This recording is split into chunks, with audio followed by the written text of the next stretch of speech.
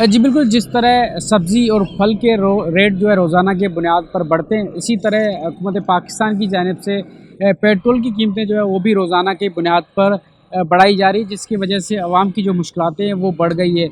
इस महंगाई के दौर में अवाम जो पहले ही महंगाई के अज़ाब में मुब्तला है, और दूसरी जानिब जो लोग रोज़ाना दिहाड़ीदार या जो मज़दूरी करते हैं उनकी मज़दूरी तो वहीं है, मगर जो पेट्रोल की जो कीमतें हैं वो बढ़ती जा रही हैं, उनकी इनकम जो है कम है, जिसकी वजह से उनकी जो ज़िंदगी है वो बुरी तरह से मुतासर हो रही है। पेट्रोल की कीमतें बढ़ने से न सिर्फ़ उनकी ज़ाती ज़िंदगी पर असर पड़ता है, मगर साथ ही साथ में उनकी पूरी फैमिली और उसके साथ साथ जो मुख्तलिफ जो अखराजात है, जो अशिया खुर्द-व-नोश है, उनकी कीमतों में भी इजाफ़ा होता है।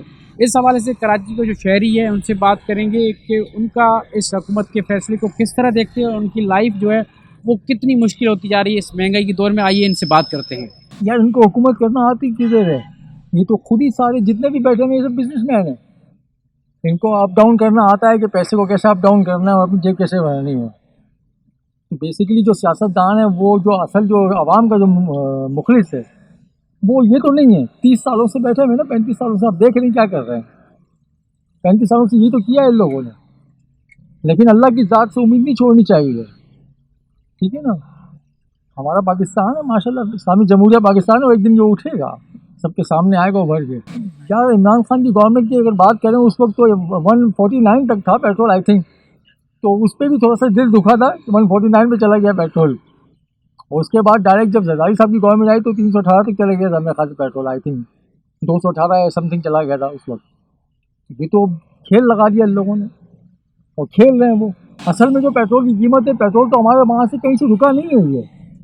ये सिर्फ और सिर्फ हमें दिखाया जा रहा है कि रुक रहा है पेट्रोल, हमें नहीं मिल रहा है। पाकिस्तान के लिए कोई रुकावट नहीं है कहीं से भी, सब पाकिस्तान पे मेहरबान है इस वक्त, क्योंकि उनके अपने लोग बैठे हैं। यार ये तो रोज़ाना की बुनियाद पे बढ़ रही हैं कीमतें। हाँ। इसमें हमारे हालात मुश्किल हो रहे हैं। 200 रुपये डाल रहे हैं। हमारा बाइकिया का रोज़मर्रा का जो है डेली का रूटीन है आने जाने का, और उसके अंदर जो है ये 328 रुपये, कभी 300 रुपये, तो इतना तो हमारा फेयर नहीं बनता है। जितना जो है हमारा कीमतें हुकूमत को कम करनी चाहिए, कम से कम जो है पुराने रेट तक तो हो, अगर बढ़ाना भी है तो इतना ज़्यादा ना हो जितना हमें रिलीफ मिल सके। मैं अगर फैक्ट्री काम 400 पे जा रहा हूँ, 400 मेरा पेट्रोल हो जाता है, अब मैं 800 रुपये में कैसे गुजारा करूँगा। बात ये है। दूसरी ये है कि सिर्फ यानी कि गवर्नमेंट को जो भी मामला लेके चल रही है अखराजात के हवाले से, ख़ास तौर पे आवाम को सोचना चाहिए। आवाम से ही तो सारे मामला हैं, वरना इस तरह मामला चलते रहेंगे तो कत्ल वगारत बढ़ रहेगी, इस तरह चोरी डकैतियाँ बढ़ रही हैं। वही जो 1 लीटर लगता है, पहले 250 रुपये का था, अब वो 400 का हो गया।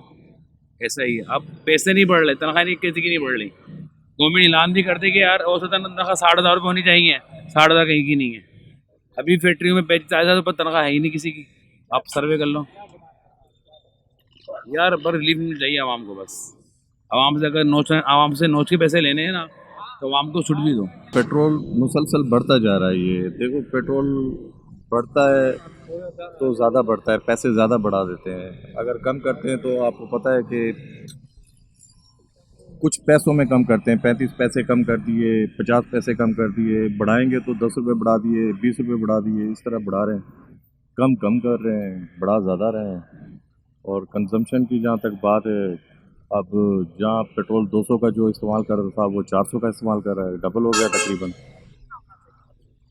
कम से कम यार, कम से कम 200 220 तक आ जाए फिर भी ठीक है, 200 220 तक आ जाए।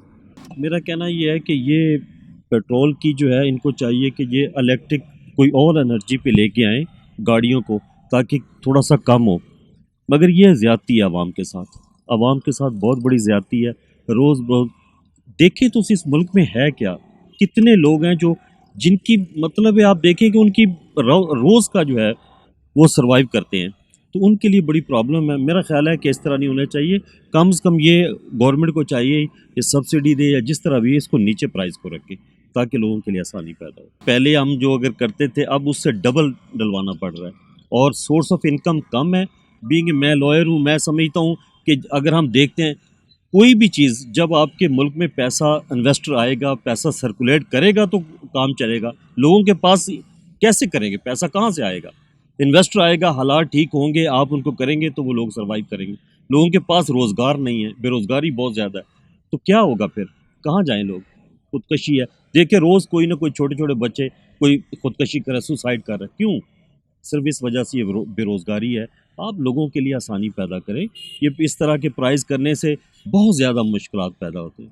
आप देखें तो सही, कोई बाहर जाके कह रहे हैं कि जी ये महंगाई आई, ओ भाई आके तो देखो नीचे रोड पे आप निकलें तो सही, आपको पता चलेगा। आप तो बैठे हैं अपने महल में, आपको क्या पता है नीचे वाले के साथ क्या है, उसका सब्जी का रेट क्या है। पेट्रोल के आने से इतना प्राइस ऊपर चले जाते हैं। एक दिन आप बिलीव करें कि जिस दिन आप जाएंगे, दूसरे दिन अगर आप देखेंगे उस चीज़ की जो 100 रुपए की चीज़ है वो 200 रुपए की दूसरे दिन मिलेगी, 200 वाली 500 रुपए की मिलेगी। कहेंगे जी पेट्रोल महंगा हो गया।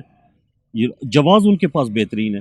तो मेरा ख्याल कहता है कि ये आवाम के साथ बहुत बड़ी ज़्यादती है। जी बिल्कुल, कराची के शहरी हुकूमत पर नाला नज़र आ रहे हैं, क्योंकि हुकूमत की जानिब से जो पेट्रोल की कीमतें हैं वो रोज़ाना के बुनियाद पर बढ़ाने का फ़ैसला किया है। शहरियों का यही मुतालबा है कि पेट्रोल की जो कम से कम कीमत है वो 250 रुपये मुकर्रर करके शहरियों को जो है रिलीफ दिया जाए।